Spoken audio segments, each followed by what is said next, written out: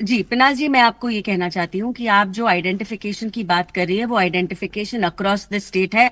और वो इसीलिए है क्योंकि मुझे बंगाल का एक डिस्ट्रिक्ट आप उठाकर बता दीजिए जिसने प्रोग्रेस करा हो। जीरो डिस्ट्रिक्ट है, जीरो डिस्ट्रिक्ट जहां पर कहीं पर किसी भी प्रकार से चीजें आगे बढ़ी हो। हाँ, क्राइम में आगे बढ़ा होगा, सुरक्षा में आगे, असुरक्षा में आगे बढ़ा होगा। तो आज हम 100 सीटों का दावा इस बात पर कर रहे हैं क्योंकि जो सुशासन पूरे देश में दिखाई दे रहा है उसकी झलक बंगाल में क्यों नहीं। और हमारे लिए कितने दुर्भाग्य की बात है कि हमारा बॉर्डर स्टेट है और इतने लंबे समय से बंगाल की वजह से बाकी प्रदेश भी आपत्ति में आ जाते हैं। तो हम ये कहने के लिए नहीं कह रहे संजय सरकार जी। और देखिए, आप अभी भी जिस हाई हॉर्स पर बैठे हैं, मैं वापस आपको याद दिलाती हूँ, पिछली बार आप नंदीग्राम बचा नहीं पाए थे। भाजपा का जो फुटप्रिंट ऑन द ग्राउंड है, एक चुनाव में 10% था, अगले चुनाव तक वो ठीक है, 40% छू चुका था। ठीक है। चारू, आपने अपना दावा कर दिया, संजय सरकार ने अपना दावा कर दिया, आप नेता हैं। हमारे साथ इस वक्त सुधाशील घोष जी इस वक्त जुड़ चुके हैं, एडिटर हैं प्रियो बंधु मीडिया के। सुधाशील जी, एक एनालिसिस के तौर पर अगर मैं आपसे पूछूं, क्योंकि यहां पर योगी जी कह रहे हैं 80%, शुभेंदु कह रहे हैं 90%, कहां से आएगा ये नंबर? मिनिमम 94 to 100 तो चाहिए ही ना फर्स्ट फेज में, अगर आपको बंगाल में सरकार बनानी है। तो ये नंबर किन पॉकेट से आता हुआ आपको दिख रहा है? कौन से ऐसे फैक्टर्स हैं जो आपको लगता है कि हाँ ठीक है, जो पिछली बार क्लोज मार्जिन की सीटें थी वो सारी की सारी क्या बीजेपी के खाते में जा रही हैं? क्या मुस्लिम वोट बढ़ रहा है? कौन से वो रीजन है जहां से बीजेपी आपको 59 से जस्ट डेवलप होती हुई दिख रही है? देखिए, यहाँ पर हमने जो ओपिनियन पोल किया था, पहले तो एक नवंबर मंथ में किया था जब यहाँ पर एसआईआर चालू हुआ। उसके बाद मार्च में जब 28 फरवरी ऑनरेबल सुप्रीम कोर्ट के जो जजमेंट आया था, उसके बाद जो एसआईआर का डेटा रिलीज हुआ था, वहां पर एक हम 15 दिन का डेटा कलेक्शन किया था।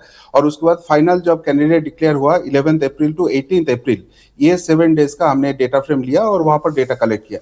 तो पूरे जो 3 ओपिनियन पोल है वहां पर एक ही चीज आ रहा है, incline BJP, downfall of TMC. यही सिनेरियो यहाँ पर आ रहा है अभी। तो ये सीट कहां से आएंगे? देखिए, पहले चरण का जो 152 सीट्स हो रहा है वो बीजेपी का वेस्ट बंगाल में स्ट्रॉन्गेस्ट जोन है, जहां पर नॉर्थ बंगाल आता है, जहां पर रार बंगो आता है, जहां पर जंगल महल आता है। तो नॉर्थ बंगाल के जो रीजन है जहां पर जी, लास्ट टाइम टीएमसी ने बहुत से ज्यादा सीट जीते थे, अभी तो सुधाशील सिनेरियो जी, ऐसे आई एम सो है। सॉरी, आपको रोकना होगा, आपका वीडियो फ्रीज हो गया है तो आप तक हम पहुंच नहीं पा रहे हैं। विवेक श्रीवास्तव जी भी हमारे साथ लेफ्ट नेता इस वक्त जुड़े हुए हैं। विवेक श्रीवास्तव जी, इस बार कहा जा रहा है कि आप लोग इतनी मेहनत कर रहे हैं कि आपकी मेहनत से बीजेपी जीत जाएगी। नहीं, देखिए, सबसे पहली चीज है कि अगर हम पिछले चुनाव का एनालिसिस करें और जो कल मतदान होने जा रहा है, नॉर्थ बंगाल खास उसमें भूमिका निभाएगा।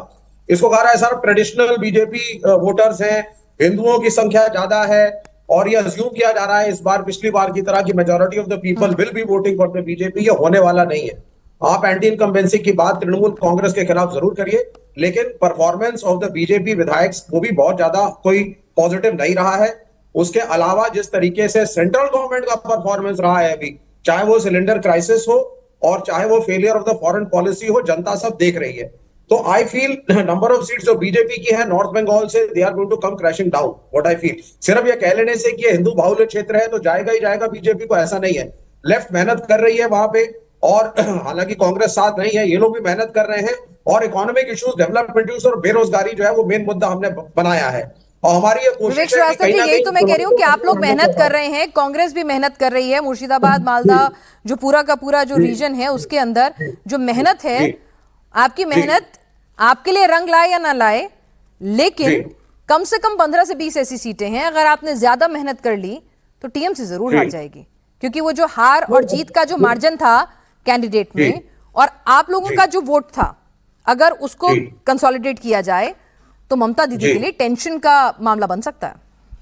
नहीं, देखिए, ये एक एनालिसिस है जो आप कह रही हैं। दूसरा एनालिसिस ये भी है कि ये क्यों मान करके चले कि वो जो वोटर्स जिन्होंने बीजेपी को वोट दिया था वो बीजेपी वोट, आपको संघ की शाखाएं